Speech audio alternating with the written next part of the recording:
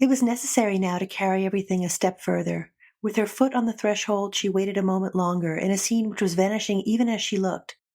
And then, as she moved and took Minta's arm and left the room, it changed. It shaped itself differently.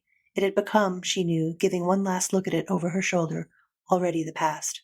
Ho-ri-o, ho-ri-o, ho-ri-o, ho.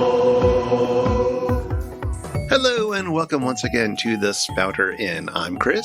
And I'm Suzanne. And today we are going to be looking at Virginia Woolf's To the Lighthouse. And we've sent Suzanne on location. I am. Actually, I'm in North Truro, sort of toward the end of Cape Cod. And one of the names they used to give to this part of the world was Land's End, not right where I am, which is the second to last town, but the very last town, province town. When you get all the way to the West End and out to the spit of sand at the end, the old name for it is Land's End. And the place that Virginia Woolf used to go with her family down in Cornwall, St. Ives, was also not too far from a place called Land's End. So I feel like this is a good location for us. And I assume it's a very lovely day and you're spending lots of time reading Virginia Woolf on the beach. I was on the beach yesterday reading it. And I'd read the book for the first time a really long time ago when I was a teenager and I loved it. And then I'd read it again maybe almost 20 years ago when I was teaching it, but not since then. So like for 19 or 20 years is the last time I read it. And it looks so different. I mean, I know that's a kind of a cliche, but it truly, the parts of it that I found very inaccessible and difficult to read even 20 years ago now look totally different. Yeah, I have to agree. I read it as well when I was, 20-ish, and have not read it since, even though I carry some fond memories of it. But it certainly reads very differently now than I am, also sort of middle-aged and of the age of many of the main characters in the book, and thinking about life in terms of the connections that I have made along the way, and sort of spending some time mulling over things in a way that I perhaps didn't quite do when I was 20. Yeah, I think that's part of it. And I wonder if part of it also is, at least for me, having a very different sense of the way that time is, the way that time passes, how long ago events feel. Like I remember, you must too, right? Like being a child or being a teenager and like a year, 6 months, a month, it's an incredibly long time. But, as you get older, a month is nothing and a year is not that long. And I'm finding, in my age, that sense becomes even more acute. I can hardly imagine how that continues to change. So it's all a question of perspective. Like it's like a journey, right? How far out you are, the distance looks different depending on how far along you are. And so this idea of the way space and time are lining up is a big part of what's going on in this book. And so where you are in time very much affects how you're reading it. But that doesn't mean it's inaccessible if you're young. Like I said, I loved it the first time I read it, and I was like a teenager. Yeah, it's just one of those books where upon reading it as an adult, it's hard to imagine assigning this to teenagers as something that they should read outside of a sense of understanding the history of how English literature unfolded. Like it's something that they're going to really take to heart. This feels like an older person's book. I think that's right. And, I was thinking about this actually just a moment ago, and I said, I read it the first time I was a teenager. I loved it. It wasn't exactly that. I had been reading quite a bit of stuff by Virginia Woolf in that phase. I'd read her Mrs. Dalloway, which I absolutely loved. And I hope we do it together sometime because it's a book that I loved as a young person. I'm wondering how I'll feel about it now, right? But I also read a lot of her diaries, a lot of her essays, and her letters, all of which have been collected. And so tons of her nonfiction. And To the Lighthouse was a book that I was like, this is good too, but it didn't speak to me in the same way. But when I wanted to teach a class, I'm like, oh, this fits into the story that I might tell about English literary history. And so the students in the class who were like somewhere between 18 and 21, I was trying to think back on their reactions. They were positive about it in the sense that they also found certain passages very interesting, ones that we'll talk about that sort of bring out the ways in which writing literature and making art, the way you can talk about literature in terms of art and art in terms of literature. Like they liked that stuff. But there were large parts of that book where they're like, I could tell this was not saying anything to them because of where they were. Well, let's start with a very brief summary of the plot, such as it is, of To the Lighthouse. And again, I guess spoiler warning, but, it's fine. It's fine. The big surprises in the plot might still hit you, even if you know they're coming. And also, one thing that's worth noting is that, like you said, the plot such as it is, it's a little bit like Moby Dick in this sense that it's a relatively simple plot. Like you could summarize it in a few sentences, but there's a lot of little auxiliary things that are happening all around the edges, and that's what gives the book its texture. Yeah, the purpose of the novel is not to let the plot unfold so much as it is to explore the interiority of all the players involved in these events, many of which are quite minor, as we'll see. So, To the Lighthouse is written in 3 large sections. The first of which is called The Window. And it starts with James Ramsay, who is age 6, and he wants to take a trip to visit the lighthouse. His mother, Mrs. Ramsay, assures him that, we could do that tomorrow. They might sail out and visit it. It could happen. But his father, Mr. Ramsay, a philosopher who is dedicated to harsh truths, says, no, there's no way this will happen. The weather's not going to allow it. Check the barometer. It's not going to happen. The Ramsays here they're in their second home on the Isle of Skye in the Scottish Hebrides, where they spend a few months each year, along with their 8 children and a coterie of academic and artistic admirers and hangers-on. And over the course of a day, a few things happen. Some of them are small. Lily Briscoe, who's an amateur artist, tries to work on a painting, and some of them are large. Paul Rayleigh proposes to Minta Boyle, and she accepts. And this all culminates in a magnificent dinner party. And then after that, we reach the second section, Time Passes. And so 10 years go by in this short section. It's short, it's impressionistic, it's a really striking, and I imagine for a lot of readers, a difficult section. There's 10 years in which the Ramsays are unable to return to this second home. 10 years in which a kind of stormy darkness overwhelms the island and the house and the Ramsays and the world. And several of the characters die in parentheses in passing, including Mrs. Ramsay and her daughter Prue, who dies in childbirth, and her son Andrew, who was killed in World War I. And the house is largely abandoned by its caretakers until finally word comes, after these 10 years, that what's left of the Ramsays is going to be returning. And so that leads to the third section, the Lighthouse, which is largely just tying up the loose ends that were unraveled over the course of the first 2 sections. So Mrs. Ramsay insists that now, 10 years later, they're finally going to take that trip to visit the lighthouse. And he drags James, who's now 16, along with his slightly older sister Cam, along, and they're very unwilling to go, but they're dragged along anyways. And Lily Briscoe is inspired to try once again to make that painting that she had worked on 10 years ago. And after a lot of struggle, she does, in fact, manage to complete it. And that's the ending of the novel. Yeah, so it's a very simple story in a lot of ways, right? But there's, as I said, there's this enormously complex texture, which is all about what people are thinking and feeling and not saying, and how what they say matches up with what they feel and sometimes doesn't. Yeah, it's really striking. There's a moment in the dinner party scene where at one point it says Mrs. Ramsay had thought something, observing him, the character that she's thinking about, rather than listening to what he said. So it's not so much about the things that are happening in the world, but it's about what happens when you observe and you think and you ruminate and you feel around what's going on. That's what this novel is focused on. Yeah, I mean, you're absolutely right that the novel focuses on those kinds of moments, and moments also where people's trains of thoughts cause them to come together. There's a beautiful moment that's like that happens when they're at the dinner party, and both Mrs. Ramsay and one of the other dinner guests, a poet named Augustus Carmichael, are looking at the same thing. Do you remember that passage? Yeah, do you have it in front of you? I do. I love this. I think it's so beautiful. Mrs. Ramsay is looking idly at a kind of an arrangement that's on the table that one of her daughters have made, an arrangement of grapes and pears, of a horny pink-lined shell, and so on. And she says this, it seemed like a trophy fetched from the bottom of the sea, like Neptune's banquet. And she says this, thus brought up suddenly into the light, it seemed possessed of great size and depth, was like a world in which one could take one's staff and climb up hills, she thought, and go down into valleys. And to her pleasure, for it brought them into sympathy momentarily, she saw that Augustus too feasted his eyes on the same plate of fruit, plunged in, broke off a bloom there, a tassel here, and returned, after feasting, to his hive. That was his way of looking, different from hers, but looking together united them. And this idea of like sharing a thought, sharing a feeling, this is like a super powerful thing in this book. It happens a number of times. Sometimes it's clearly really weighty and it's an important moment for the players. Other times it's a little bit more trivial, like when 2 people look at each other across the table at a dinner party. But this is almost what the narrative is after. It's that moment of connection when you're not alone, right? When you're linked in either to one other person or to a fabric that brings you into a kind of community. This happens over and over again. But there are also moments where 2 people whose point of views are in conflict come together. They're at cross currents, so to speak. And that's quite violent and splashy, right, when that happens. It is, but it's also very grammatically caught up, so to speak. Like the style of the novel is willing, within the course of one sentence, to jump from perspective to perspective to perspective, using parentheticals or just commas that lead you on to the other person. You might start a sentence from one person's point of view and end it in another's in an attempt to show how these 2 things are not quite lined up with each other. Yeah, there are a number of moments where you have to pause and go back and figure out, whose mind am I in here, right? And it's usually done in a very like skillful kind of way, but even so, you're meant to feel that kind of jump, I think, where we inhabit another perspective. Yeah, and even sometimes when you're within the same person's thought, it can get so interrupted that it does really abrupt things with the grammar. I took a note of one particular sentence where Lily Briscoe, the painter, is looking upon this young protege of Mr. Ramsay's, Mr. Tansley, Charles Tansley, and she's very frustrated with him.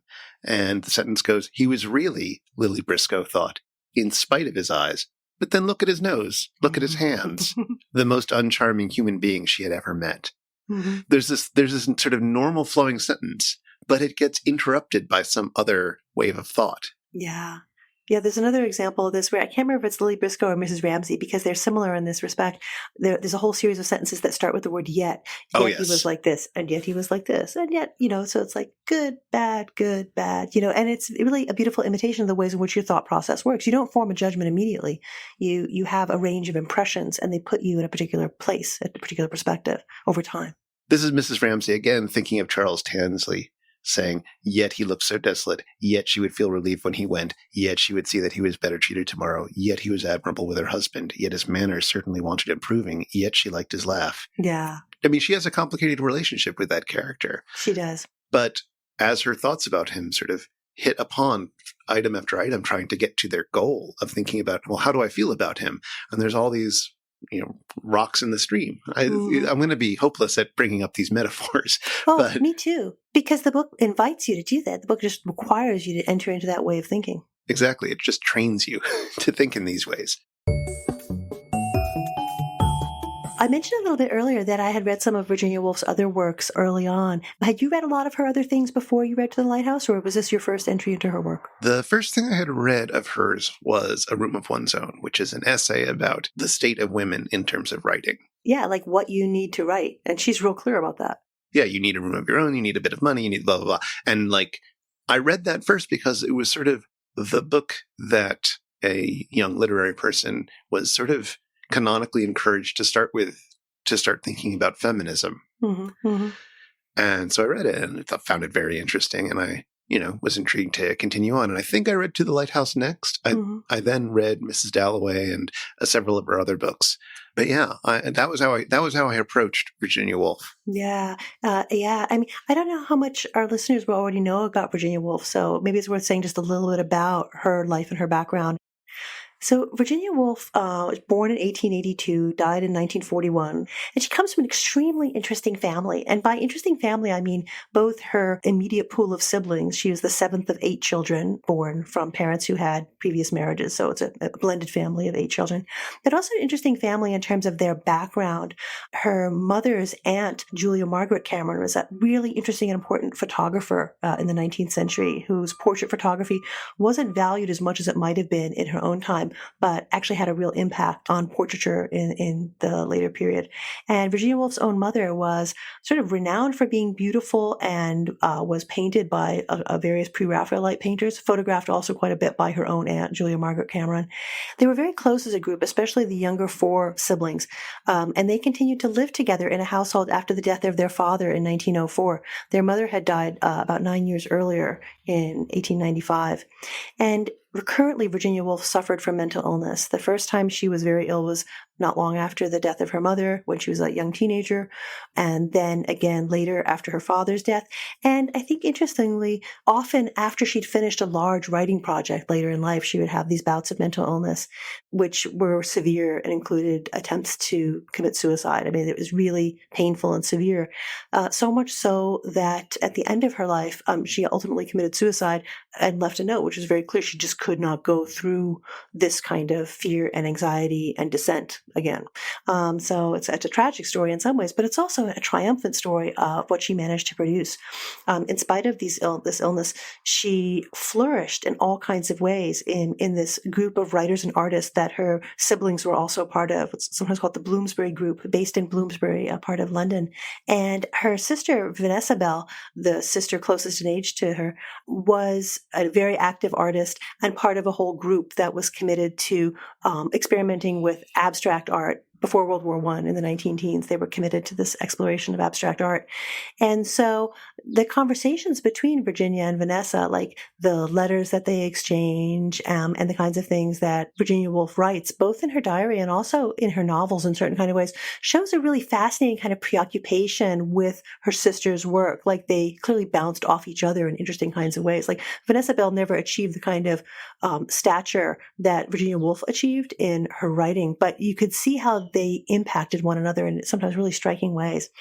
And she co-founded the Hogarth Press with Leonard Woolf in 1917, whom she'd married a few years earlier. The other personal relationship that was incredibly important for Virginia Woolf, other than her relationship with her sister and her relationship with Leonard Woolf, has to be her relationship with Vita Sackville West, who she was in a relationship with mainly in the 1920s, but it was an intimate friendship that continued throughout Virginia Woolf's life. And there's a lot to say about what they meant to one another. And she wrote like a whole series of novels. To the Lighthouse was her third novel. She'd already written Mrs. Dalloway a little bit earlier, and she writes a number of wonderful things later on, including A Room of One's Own. And also a work that I don't know if we'll talk about in the future, but I hope maybe we might, Orlando, which is, I know that you have interest in, and it speaks to her relationship with Vita Sackville West in a really exciting way. And my understanding is that a lot of the characters in To the Lighthouse are based on Virginia Woolf's family and their trips out to, as you said, this second home out in St. Ives in Cornwall. Yeah, I've been kind of, I guess I've been sort of subconsciously resisting talking about it too much in sort of autobiographical terms, because the book is intensely autobiographical in certain ways and also not, right? So in the same way that Virginia Woolf and her siblings used to spend summers in this holiday home that they had out on Cornwall in St. Ives, sort of toward the sort of southwest coast of England, so too the Ramsay family in this novel spends their holidays up in the Hebrides. So it's also a seacoast environment, but Scotland instead of Cornwall, right? And in the same way that Virginia Woolf was one of 8 siblings, so too there are 8 children in this household. And there are many ways in which the depiction of Mr. and Mrs. Ramsay is modeled after Virginia Woolf's own parents. And that's clear. Like she recognized that and was open about that. In an exchange of letters that Vanessa Bell and Virginia Woolf had with one another, Vanessa says to her sister, you've brought mother alive again in certain ways. It's almost as though, she says, as if one met her again all grown up, and was able to encounter her on an equal footing. So it's clear that this was intentional and recognized, and they talked about this together, but it's also different in all kinds of striking ways. So, for example, we get quite a lot of the vantage point of the young children, James especially, and also Cam, the 2 youngest Ramsay siblings. And even though the birth order doesn't quite line up, you get a sense that autobiographical experience is informing the anger and the passion, like the ways in which in childhood you feel things so much. You feel incredible joy, you feel incredible rage, that the way emotion is kind of untrammeled. It's clear that there's a mining of the materials of the self in order to give the account you get in the novel. And at the same time, it's clearly creative and going out in very different directions, especially with regard to this question of art. Yeah, absolutely. And I think one of the things that I find most interesting about this is that for all of its explicit and affirmed connection to her family, it is not as if understanding the family gives you a better key into understanding the novel. It's more the reverse. It seems more like people who want to understand Virginia Woolf tried to pull out a few details about what her family life might have been like based on the echoes of it that are known to be in the novel. That's right. So that's kind of an interesting twist on how this biographical reading of literature that, is so common and often unsatisfying sort of gets a bit tweaked here. No, I think you put your finger on it. That's exactly right, And she does it elsewhere too. It's just the Lighthouse is the most obvious place, but she doesn't hesitate to mine the materials of personal experience, and often really, I don't know what to call it, brave ways. Like in Mrs. Dalloway, for example, one of the characters, Septimus Smith, talks about, listen, he's mentally ill, and he hears the birds talking to him in Greek. Right. So, right. That's right. A bad sign, right? And because Virginia Woolf keeps these prolific diaries and writes these letters, we know that this is an experience that she had. And so imagine what kind of bravery it takes to use that kind of terrifying experience, right? And rework it into your writing. And this is something she's very bold about. So as a teenager, I really liked the middle section of To the Lighthouse. And I still do, having just reread it. I found it very ambitious and difficult and challenging in the way that it tries to tell the tale of 10 years passing, largely from the perspective of the house or the world around, sort of with all the main, what we might think of as the main action happening in these parentheticals, and then eventually landing upon these secondary characters as the housekeepers are brought back in order to try to restore the house so that they can visit again for the third section. So it was this really daring tour de force passage, which Virginia Woolf herself was quite proud of and exhausted of, so to speak. It took a lot out of her to write that middle bit. The first time I'd read To the Lighthouse, I found that part really hard to wrap my head around. I was like, okay, it's there, it's necessary in certain kinds of ways, but it was not readily accessible to me. And now reading it, I'm like, wow, this feels different. It means differently. And it's doing a very specific kind of work, I think, in the economy of the book as a whole, right? You mentioned already a little bit earlier that of the three parts, the window, time passes into the lighthouse, they're very differently proportioned, like they're differently shaped. The first part, the window, is the longest one, like around 160 pages or so in the edition I have. And then the third part is longish, but not nearly as long. It's like about 84 pages, so about half as long as the first part. And then that middle piece, it's like I keep thinking it is like a connector or a hinge or a joint. It's like it's different from part one and part three, but it's also doing a different thing. It's not just that it's a different length. It's almost like it's in a different dimension, I always feel. Yeah, it feels like a different text that's dropped into the middle of this, and yet it absolutely isn't, right? You can't just read the middle section on its own as if it were a prose poem that you could lift out. It is absolutely necessary to read it in the context for it to do anything at all. Mm-hmm. But it is of a completely different style, and of a style that is still very unusual to encounter in literature. Yeah. And I always think about these three parts, and I think about them more and more this way and think about them differently this way. I always think about these three parts as like the three parts of the painting that Lily Briscoe is struggling with in the first part of the book and then finally manages to finish in the third part of the book. The window, right? That's the window where she's seeing Mrs. Ramsay, right? And the lighthouse is this object of vision that's important in all kinds of ways throughout the narrative. Like there are things, there's a window, there's a lighthouse. And then there's the thing that makes them make sense together, right? That is the connective tissue between these two things, whether you're talking about it in terms of a work of art that you're creating, or whether you're talking about it in terms of a narrative, which is what the writer is creating. And the thing that knits that together is time. And how do you talk about that? I mean, Woolf is not the only person to try to wrestle with this. Like we talked in the past about doing like Proust's Remembrance of Things Past or something. Like there are a number of writers who try to deal with how do you capture the passage of time in language. She has a really interesting and creative way of trying to solve that problem here. Like you said, the house is the character. I mean, what does that even mean for the house to be the character? Yeah, that's right. And it's also interesting to think about how the object in the painting that draws these two items together is this abstracted shadow of Mrs. Ramsay reading a story to young James, which doesn't really fulfill itself. It's not something that Lily can make whole until the passage of time, until she returns to it 10 years later, and it takes on all the added significances that time has brought to that scene, to that moment that she's captured. Yeah, it's so difficult to talk about, right? Like in the first part, she's seeing Mrs. Ramsay sitting there telling the story, right? And in the third part, they're finally completing that trip to the lighthouse that had been talked about all those years ago, right? Mr. Ramsay and the kids are in the boat heading out to the lighthouse. And it's as they get to the lighthouse that the picture comes together, that Lily's vision comes together, that she's able to glimpse what it is she's trying to get on the canvas. And it's almost like Mrs. Ramsay comes to life again. Don't you find that part really uncanny and unnerving, right? She's almost calling Mrs. Ramsay into being, right? There's this one striking moment when Lily is remembering that past, trying to bring it to life again. And she remembers, she says, this, that, and the other, herself and Charles Tansley and the breaking wave, Mrs. Ramsay bringing them together, Mrs. Ramsay saying, life stands still here, Mrs. Ramsay making of the moment something permanent. As in another sphere, Lily herself tried to make of the moment something permanent. This was of the nature of a revelation. In the midst of chaos, there was shape. This eternal passing and flowing was struck into stability. Life stands still here, Mrs. Ramsay said. Mrs. Ramsay, she repeated. She owed it all to her. And that's just one moment in a series of moments where Lily's like, gets overcome with emotion as, like, it's one thing to remember someone, like, well, sometimes we'll remember someone who has died or someone we cared about a lot, right? And you remember them intellectually, like they did this or they did that. But there are other moments where it just sweeps upon you, the feeling.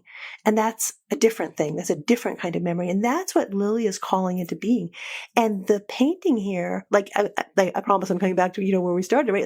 The painting, as you said, the thing that connects the two masses in the painting is this kind of line. But what is connecting the two things, Mrs. Ramsay reading in the window to her child and the final arrival at the lighthouse, is precisely that passage of time, right? That thread that connects from that time long ago when Mrs. Ramsay was sitting right there to this time right now when they're getting to the lighthouse. Like it's this filament of memory, right? That's the thing that connects it. And that's a way in which Woolf, I think, is totally unique. I don't know anybody else who quite does that, who says, like, this is how memory works. This is how we connect what's in the past to what's in the present. And it's so evanescent. It's so fragile. You can hardly see it. You can't touch it, but it's there. I find that deeply moving. I'm curious to draw another thread between two moments. Lily's final completion of the painting where all of the elements are together and in some sort of balance and harmony. And what I know is your favorite part of the book, where Mrs. Ramsay, in her role as artist, as person who can bring people together and make these moments felt amongst the people that she's interacting with, finally has the dinner party at which all the different people that have been gathered around them, who don't always eat with them, some of them are very independent-minded, but they are suddenly all at the table together for this one dinner party at the end of the day. And I'm interested in thinking about how Lily as artist and Mrs. Ramsay as artist are following a similar kind of path towards these moments. Yeah, and what's fascinating, of course, is they're so different in so many other kinds of ways, right? Like Mrs. Ramsay is someone who's characterized in terms of being a caregiver, being a maternal figure, being someone who's utterly preoccupied all the time with the welfare of others, especially men, right? So she's deeply devoted to her children. There's this one passage where she's sad. She's thinking about how sad she is that she's probably too old to have any more children, and she thinks to herself how she would have liked to have had always a child, And so for her, this is like a kind of center of gravity in her life. And then she's also preoccupied with, when she's going out on an errand and she sees one of the guests, Mr. Carmichael, and she's like, "Do you need tobacco? Do you need stamps? Is there anything I can get you?" Like she's really preoccupied with this idea of serving others. This is totally different from Lily, who is not interested in getting married, even though Mrs. Ramsay would like to perform that matchmaking function. She's committed to her work, to her art, even if she doesn't believe it'll necessarily ever be famous, right? But what they do share in common is this desire to catch the moment, to hold on to the moment. And that passage that I was reading from a little while ago kind of brings that out, that in the last third of the novel, Lily is looking for a way to make out of the moment something permanent, right? Mrs. Ramsay was eager to make out of the moment something permanent, but they do it in totally different kinds of ways. One of them does it in this realm of artistic creation, right? Which you could be doing in pictorial art or painting the way Lily is, or you could be doing it in writing, which is arguably something that Woolf is trying to do. Or you can just simply do it in the world you shape around you, the way you bring people together. And these moments of wordless communication that I alluded to earlier, like when there's this moment at the dinner table when Mrs. Ramsay is feasting her eyes on that beautiful arrangement that one of her children had made, and Augustus Carmichael is also looking at that same thing, and she's looking at it and he's looking at it, and they see one another and know they're having the same thought. It's just one of a number of times in the novel where that happens. There's another one near the end of part one where Mr. and Mrs. Ramsay have that kind of moment. He, always demanding, always looking for somebody who's going to give him assurance and tell him how great he is, wants her to say she loves him. And she knows he wants her to do that, but she also doesn't, that's not a thing she wants to do. So the unspoken conversation proceeds in such a way that ultimately, at the very end of part one, the last lines say this: "She had triumphed again. She had not said it, yet he knew." Right? So it's a moment of wordless communication. He's pleased because he knows she loves him. She's pleased because she's made him know that without saying that. And this sounds like kind of a trivial, like stupid game playing thing going on between them. But for Mrs. Ramsay, this is a big deal, that she can, simply by the atmosphere she creates, by the ways in which she puts people together, the way she manages their spaces, right? Doors closed, windows open is like this mantra. She's always micromanaging that household. She can make people feel a certain way and bring them together and make an understanding happen that doesn't require even any language. And that's really different from what an artist does, but it's the same goal. It's to have that moment of wordless communication, which is the thing that makes time hold still for a second, right? We're together for a second. I mean, as I describe it out loud, I feel like, oh, that's really idealized. And I guess it is really idealized, but how do you control time? Like, how do you hold back the passage of time? The answer is you can't, right? And the painfulness of that second section of the book partly comes from that, right? The fact that things break down, things deteriorate, plaster falls, weeds grow, right? How do you hold that back? And how long can you hold that back? That's one of the things that book is asking. And I see that so much reading it now in a way that I didn't in the past. I think one of the interesting things along those lines is that Lily, as you said, understands that even though she's going to try to capture this moment that has meant so much to her, or that has stuck in her mind for so long, she's going to try to capture that moment in this permanent seeming medium, in this painting. She's very well aware that that painting might be rolled up and put under a bed and ignored and never actually be seen or appreciated, that she's just managed to recreate it. And there's a sense that she has a sense that even these allegedly permanent forms will fall apart. Whereas Mrs. Ramsay, does her art in this ephemeral scenario of these conversations and of these relationships. She's a matchmaker. This is part of what she's trying to do, is to solidify two people together into a union that will somehow hold them over time.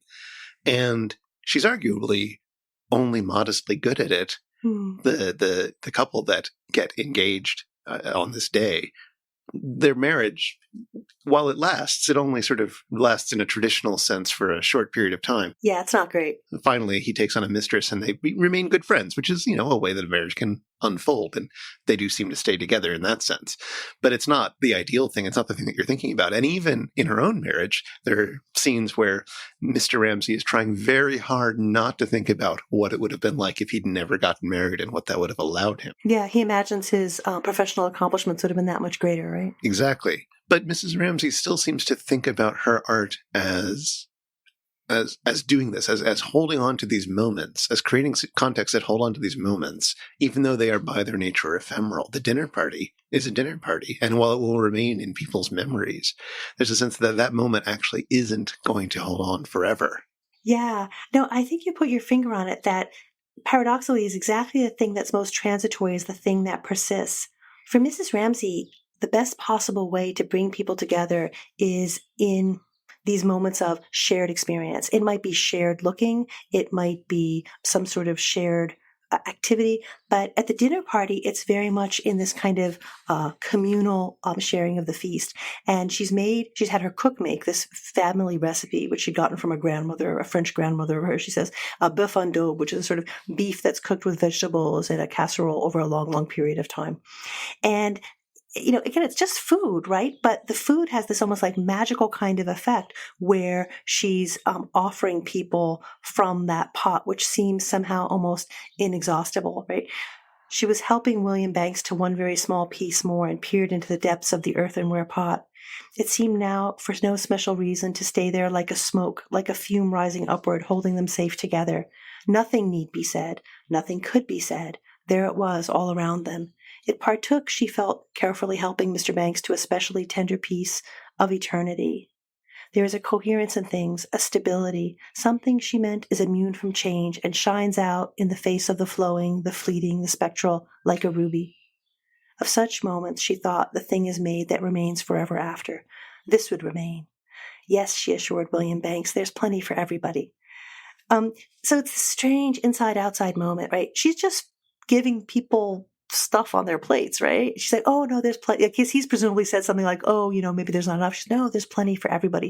And the next sentence is she's saying to her son, hold your plate still so you don't spill, right? So there's this outward conversation, but there's this inward thing that's happening where there's just this sense of everybody being together. I mean, people eat communally, right? Especially at holidays, people tend to eat communally. And there's even like religious ritual, right, that involves this sort of ceremonial feast one way or the other, right? So that's Mrs. Ramsay's art, right? That's her way of bringing people together. It's not the cooking or anything like that. It's the feasting, right? It's the bringing them together, whether it's in like arranging these engagements or marriages, whether it's in conversations or whether it's in the feast. It makes time stop, right? It brings people together, and the bringing people together is what makes time stop, right? Something is immune from change. Something shines out. The thing is made that remains forever after. This would remain. And it does remain, right? Because 10 years later, the people are remembering her, are remembering the feast, are remembering how they felt. Right? It's a very different kind of permanence from what her husband is preoccupied with. He's always about like, is my work great? Will people remember me? What will my reputation be? And the sort of eternal verities of philosophy, Yeah. getting the thing right and knowing it to be true and certain and unshakable. Yeah, the table. This is specifically when Lily is trying to understand what kind of philosophy Mr. Ramsay does, and one of the Ramsay kids tries to explain it to her. Subject and object and the nature of reality, Andrew had said. When she has no idea what this means, he goes on, think of a kitchen table then, when you're not there. And this may or may not be a particularly interesting philosophical topic, depending on your taste for these things, but it's interesting how the book is also trying to work through this problem, right? It's trying to think about what it means when things are not there. How do they exist? What is the quality of the existence of that dinner after that dinner is gone? What's the quality of that image of Mrs. Ramsay reading the story to her child that, in this painting that you had worked on 10 years ago, when all of that is gone? How do you return that reality? Yeah, and that person when they're gone too, right? Like that too, right? Yeah. So the sense of like, what is the self? What is the reality of these things?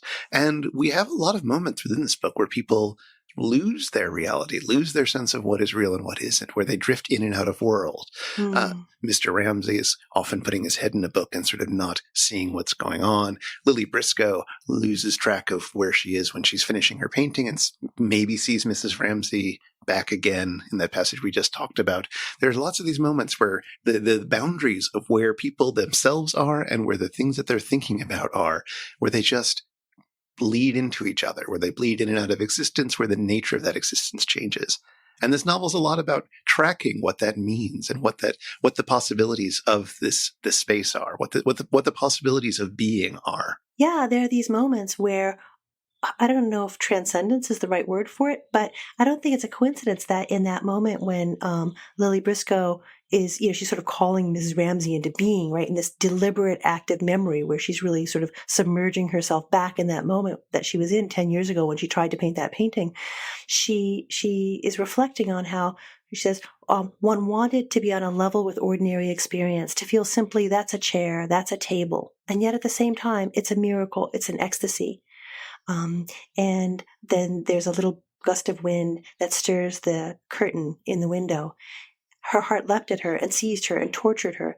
Mrs. Ramsay, she cried, to want and not to have. Could she inflict that still? And then quietly, as if she refrained, that too became part of ordinary experience, was on a level with the chair, with the table. Mrs. Ramsay, it was part of her perfect goodness, sat there quite simply in the chair, flicked her needles to and fro, knitted her reddish brown stocking, cast her shadow on the step. There she sat.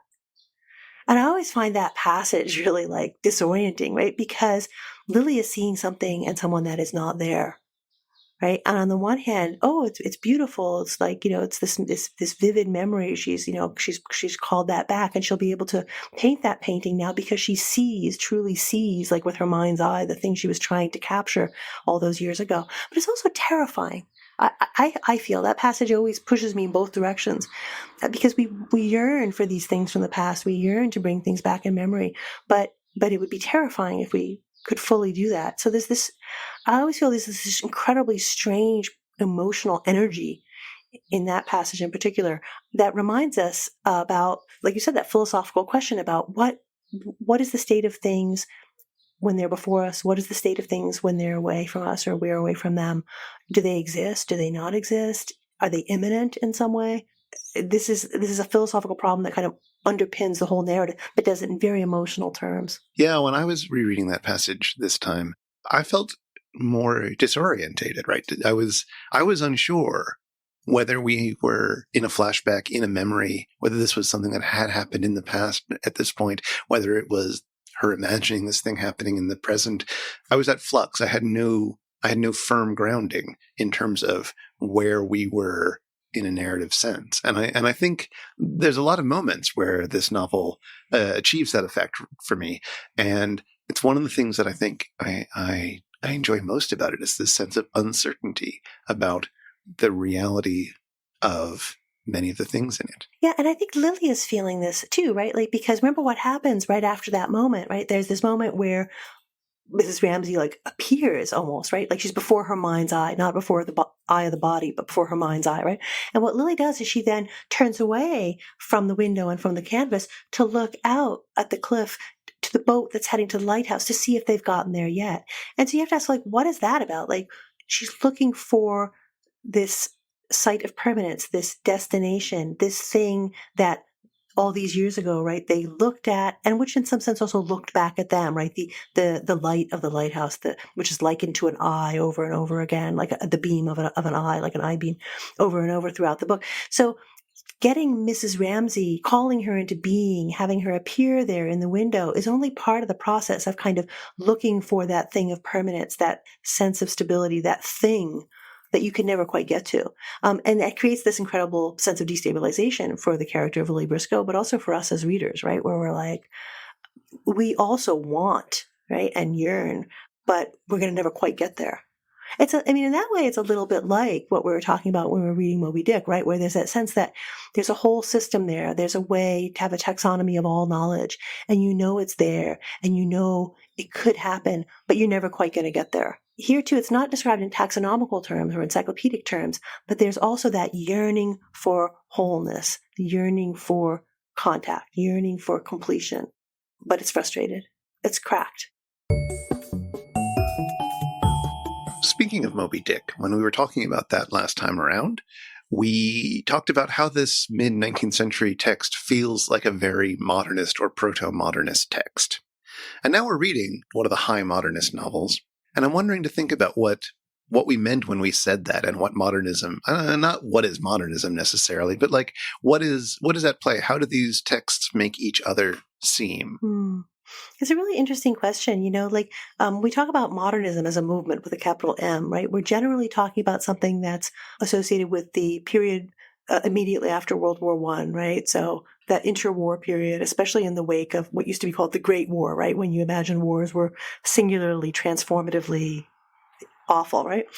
And, there's ways of reading into the Lighthouse in that context. But the kinds of strategies that are happening narratively have an awful lot in common with what we're remarking on in Moby Dick, in ways that are kind of interesting to think about. Like, what does it mean to say something is modern, whether it's with a capital M in terms of modernism, or to say modern, with a small m? Like, what do we mean by that? When we're talking about innovation, something that's new, something that hasn't been done before, what is it we're describing? Yeah, and what are the new ways of thinking that are emerging out of this? There's a famous and sort of marvelous quote from Virginia Woolf where she says, on or about December 1910, human character changed.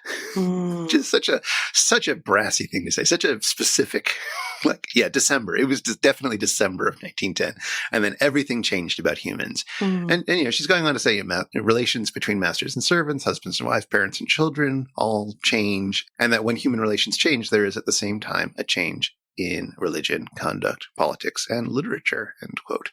So what are the things that have changed because of modernism, and that's 1910, that's before the war even, but in the onset of the war? And do we see these ways of thoughts emerging in a text like Moby Dick? I wonder, tell me if this makes sense to you. It always strikes me that one of the ways in which, it's the horror of the modern, right, and the horror that underlies certain aspects of modernism, one of the places this shows up in the novel is in the depiction of that animal skull that we see.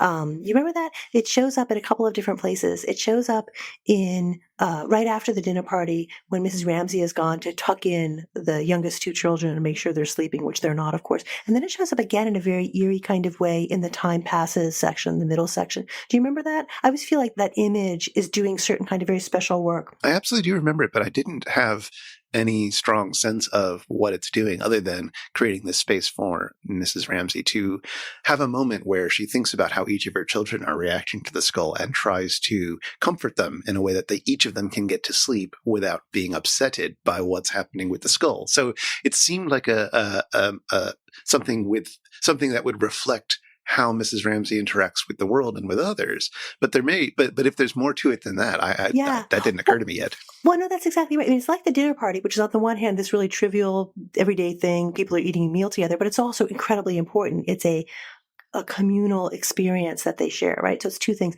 Same thing happens with the animal skull. Mrs. Ramsay goes to go tuck in the two youngest children, and the younger daughter, Cam couldn't go to sleep with it in the room, and James screamed if she touched it.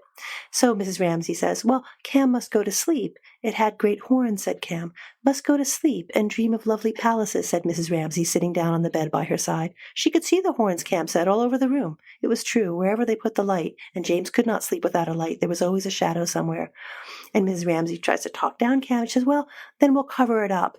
And she goes and looks for something in the drawers, and then she took her own shawl off and wound it round the skull, round and round and round. And then she came back to Cam and laid her head almost flat on the pillow beside Cam's and said how lovely it looked now, how the fairies would love it. It was like a bird's nest. It was like a beautiful mountain with valleys and flowers and bells ringing and birds singing and little goats and antelopes. She could see the words echoing as she spoke them rhythmically in Cam's mind, and Cam was repeating after her how it was like a mountain, a bird's nest, a garden, and there were little antelopes, and her eyes were opening and shutting, and Mrs. Ramsay went on saying still more monotonously how she must shut her eyes and go to sleep and dream of mountains and valleys and stars falling and parrots and antelopes and gardens and everything lovely, she said, raising her head very slowly and speaking more and more mechanically until she sat upright and saw that now Cam was asleep. And then she does the same kind of thing with James. She says, oh, look, no, it's still there. Don't worry about it. It's absolutely unhurt. All right, so she gives them each what they need. But then later on in the time passes section, the shawl that's been wrapping up all these years, wrapping up that skull, begins to fall. This is from Time Passes. Once, in the middle of the night with a roar, with a rupture, as after centuries of quiescence, a rock rends itself from the mountain and hurtles crashing into the valley, one fold of the shawl loosened and swung to and fro. Then again, peace descended, and the shadow wavered. Light bent to its own image in adoration on the bedroom wall. And that's when Mrs. McNabb comes and opens up the bedrooms. And so this looks like an incredibly trivial moment, right? The shawl beginning to fall off and sort of expose what lies underneath. It's just, the house is all falling apart. And sure, of course, the shawl is falling off the skull. But the shawl is falling off the skull, right? Remember you were saying everything changed in 1910, right? There's a kind of hidden a knowledge that was protectively and gently hidden from us that's not hidden from us anymore. And it's about mortality and it's about terror, right? It's the thing that James feels like he has to see and Cam shrinks away from, right? And I feel like that when we talk about modernism, in ways we're talking about the shawl falling off the skull. I mean, that's one of the ways that's expressed, I think, in the book anyway. I was also thinking about that as you were describing it right now, as the shawl on the skull, in a sense, is also an object that records this moment and these interactions. And when it's encountered by outsiders, by the housekeepers, they don't understand it. They express again and again how baffling they would find it that somebody would nail a skull to a wall and wrap a shawl around it. And I'm thinking about that in terms of the response to abstract art, or the response to novels like To the Lighthouse, which may be very difficult and impenetrable to some audiences, where you have a sense of, if you're not inside the coterie of people who are initiated into how to think about these things, they can be completely puzzling and off-putting. But they can be deeply meaningful once you have a sense of the context and how to read it.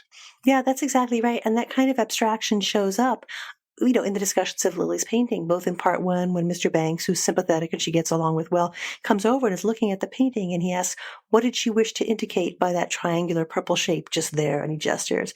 And we know, because we're privy to what's happening inside Lily's sensibility, that purple shape is referring back to how she's been seeing Mrs. Ramsay. She's been looking at Mrs. Ramsay and described as being the shape of a dome, right? So Lily is translating Mrs. Ramsay into these forms, these abstract shapes.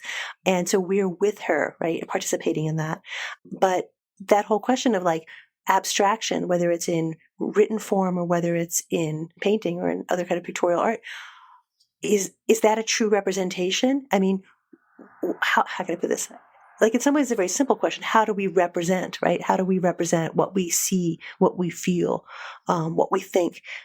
What's the way to do that most faithfully? Is it in a way that reproduces all the surface detail, or is it in a way that's abstract, right? That pulls apart something that's underneath, that untangles it and shows you the girders that are underneath the beautiful exterior, right? I mean, this is like, there's a lot to say about this, right? That's a really superficial and trivial thing to say about it, but this is a book that's trying to expose that whole conversation. Like, how do you represent what is really there? And also, how do you recognize that something is an attempt to represent?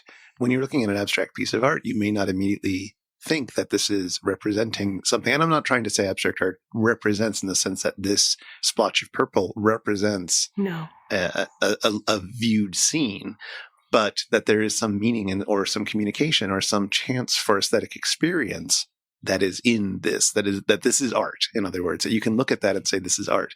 And I think, going back to Moby Dick, that's one of the reasons why Moby Dick may have become more popular later, because it became more recognizable as the sort of thing that you might do in a novel. That's certainly, I think, why it gets this label of being proto-modernist, is that after December 1910, you can look at Moby Dick and say, oh yeah, that's a novel. That's what novels do. Whereas it may have been somewhat impenetrable in 1851. Yeah, I think that's exactly right. And, the language that gets used to describe that conversation that Mr. Banks and Lily Briscoe have about her painting, I think is so important. It looks trivial, but it's really important. I think what he asks her is not, what does that purple shape represent, or what is that? He asks, what did she wish to indicate by that? Like, to indicate, which is to sort of point at, to gesture at, like with your index finger, right? Like, it's, so this idea of indicating, right? Pointing to, gesturing toward, because you can't represent it. That's not a possibility. That's very much in keeping both with what Woolf's trying to do with this novel, her understanding from the artist communities that she engaged with as to how they were thinking of what they were indicating, gesturing at. And like you said, it makes Moby Dick intelligible in a totally different kind of way, because indicating is exactly what Melville's doing. We talked about this before. He's not going to spell it out for you. He's not going to give you what he's gesturing toward, but he's going to point it out. He's going to make it apparent to you. And happily, William Banks hears Lily's answer to that question and accepts it. Yeah. And says, okay, that's what you're doing. I see. I thought, that in a book that's full of moving moments, that's also a very moving moment. Like, it's very gentle and it's very, like, in a minor key. It's very underemphasized kind of way, but it's also really moving, because that's an example of kindness, right? He's not demanding that kind of attention that so many other figures in the novel, especially the male figures, but not only the male figures, are requiring of women in that novel. Well, I'm afraid that we've let 10 years go by and we've just about run out of time here. We will be back next time and looking at Shakespeare's The Tempest. That's going to be so weird, right? Because Shakespeare, there's a lot of baggage there, I just have to say. And I'm happy that we're doing The Tempest, and also happy that we're putting it in a watery cluster, because I think that will let us think about it in a slightly different kind of way. Well, it's going to be another story about people who are all on an island together and racked by the passage of time. So maybe we'll find some good parallel points. Yeah, and fathers and daughters, man, that's going to be interesting, huh? Oh boy, yeah. But until then, if you'd like to get in touch with us, you can email us at spouter@megaphonic.fm, or we're on Twitter at @thespouter. We'd love to hear from you.